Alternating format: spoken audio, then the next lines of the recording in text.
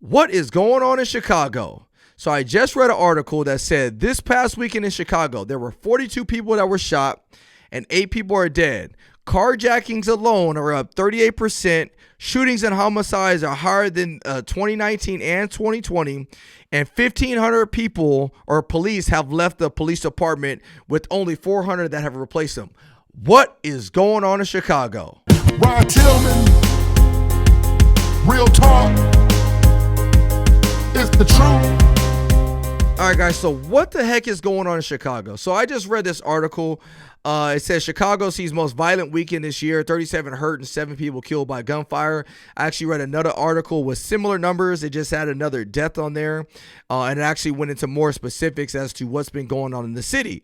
But the question becomes is why is Chicago so dangerous? Now, Chicago's been dangerous for a while, but why? Why is it so dangerous? Why are we seeing so many murders, so many killings and stuff like that? Now, there's a whole bunch. It's this very layered issue. It goes back into systematic stuff where there's not a lot of funding in certain inner cities and all this other stuff. But you know me, I'm a police officer by day. I'm going to talk about the police side of it and why this may also impact what we're seeing in Chicago. And so with that being said, I want to talk about how this all comes on the heels of this defund the police movement, this abolishment of the police movement. But in order to do that, we have to first go and look at what abolishment of the police means. So what I'm going to do now is I'm going to play a quick excerpt of a video involving Patrisse Cullors. If you're not familiar with who Patrisse Cullors is, she's one of the co-founders of Black Lives Matter, and she's one of the people that led this whole movement about abolishment of police. Let's take a look at her definition. Congratulations on your new book. Could you start off by defining abolition?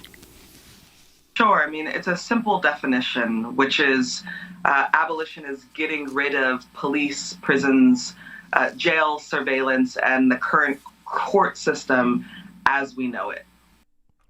That sounds like utopia to me. That sounds like a perfect world that we will live in. We all want the perfect world to live in, but let me ask you this. The victims of those people that I just mentioned, those 8 people that were killed this past weekend in Chicago, do you think they would feel the same way about getting rid of the police, the courts, the jails, and surveillance? Do you think they would feel the same way? Now, I had a long conversation with a friend of mine who has done some time in the prison system and received forgiveness on a level that is undescribable. He's such a good man. He's doing some great work. And he is somebody that believes in reform, criminal justice reform. And we've had many discussions. And a lot of those centered around this idea of abolitionists. And so the idea or the question becomes, is abolition a good thing? Abolishment, is that a good thing or is that a bad thing? Now, what Patrisse Cullors is referring to, she's referring to living society in this perfect state where we don't need police or anything like that. But I ask the question is, if we don't have police, if we don't have surveillance, if we don't have jails or anything like that, then what do we replace it with? And I've talked to a few abolitionists before, and when you ask them, what do we replace it with? They don't know. They have no idea what we replace it with. The reality is this. The reality is that right now in our current system, what exists is police, and there's a jail system that goes for police or for people that commit crimes against other people. Can the system improve? Yes, I absolutely think the system can improve. How, you might ask? I think that when people get arrested, not only should they go and serve time for their punishment, but there should be a rehabilitation factor included in that. One of the things that my friend mentioned, who has been locked up, and he, just to be exact, he did 25 years to life in prison. One of the things that he stated was, in that 25 years that I was locked up in prison, not at one point was it addressed why I was in there or how I can get better so that way he didn't make the same mistake twice. Now, I'm not saying all prisons operate like that, because there are some prisons out there that do try to get people back on the right foot. But I think that's an area we should revisit to figure out how we can help people from making the same mistakes twice. But I will say that people do need to be held accountable for their actions. And what we're seeing now is a lessening of that. We are seeing more people getting out and committing the same crimes over and over again because there's no punishment. I was actually talking to somebody recently, and during the conversation, they were telling me that there was a person that was arrested, and when he was arrested and interviewed, what he said to the officer was this: "Hey, I keep doing it over and over again because I know you guys aren't going to do nothing. I'm going to go down to the jail. I'll do my 10, 15 days and I'll be back out and I'm going to keep doing it."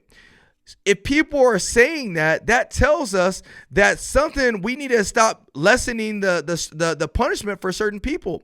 I'm not about always, saying, hey, look, we should just give people punishment for no reason at all. And there are certain people that have been punished for things that really they probably shouldn't have been punished that badly for. And that we've seen that happen in the past where certain individuals were punished more for the same crime than others were. And so there is that proves right there that there is a level of improvement that we can have to the system.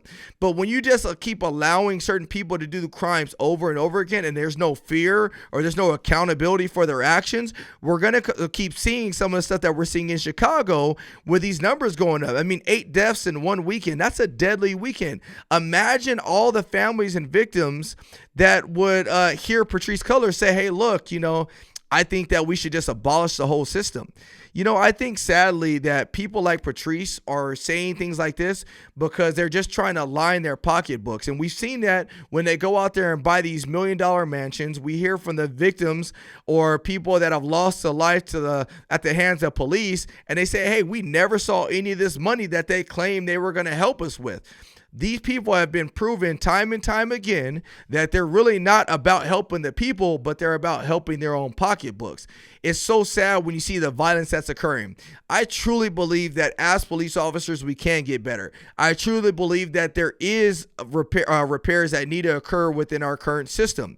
But just to abolish the whole system, just because it sounds good and just because a lot of people will get behind that, is completely wrong. We're going to keep seeing bloody weekends like this occurring the more we continue to empower people to go out there and commit these crimes. When there's no punishment or there's no fear of punishment, we're going to keep seeing these problems. The last thing I'll leave you with is this, and I gave this example to a friend of mine, and one thing I said, look, as a parent, when my child does something wrong, do I allow it to continue or do I try to correct it? Obviously, we want to try to correct it. And the first time they do something wrong, maybe I don't address it punitively. Maybe I just tell them to stop doing it. But if they keep making the same mistake over and over and over again, then I might need to address it punitively. And therefore, let's say I spank him. And the reason I spank him is because I want him to understand that his actions that he did were not right. Now, do I just leave it at a spanking? No. Usually when I spank my children, I spank them, and then after they've cried and after they've settled down, he and I have a conversation, and I basically tell him, hey, look, what you did was not right, and it will not be tolerated. I still love you, and I still forgive you, but it won't be tolerated. That's why you were spanked, because I need you to remember that you cannot do this behavior. What if we had a criminal justice system that was similar to that? That anytime somebody committed a crime, it didn't mean that we, were light on our punishment. We still punished them, but we told them why they were being punished, and we helped them and tried to give them the resources to prevent them from doing it over again. There are people out there, there are some dangerous people out there right now that don't care, that don't have any regard for human life. They will go out there and do whatever they want. And because of that, we need some type of place for them to go away from, be removed from society for a while until they have actually proven that they can function in society. So I saw these numbers this weekend, and I was just pretty disturbed by it. I couldn't imagine if my family member was a victim of one of these crimes, let alone myself. And so it just really got me thinking. You see Patrisse Cullors out here pushing this whole abolishment movement. I'm in complete disagreement with that. So I want to hear your guys' thoughts in the comment section. If you guys like the content that I'm putting out, do me a favor, give me a like button, hit the like button, hit the subscribe button, and leave me a comment below. Thanks again, guys. Take care and God bless. Ron Tillman, real talk. It's the truth.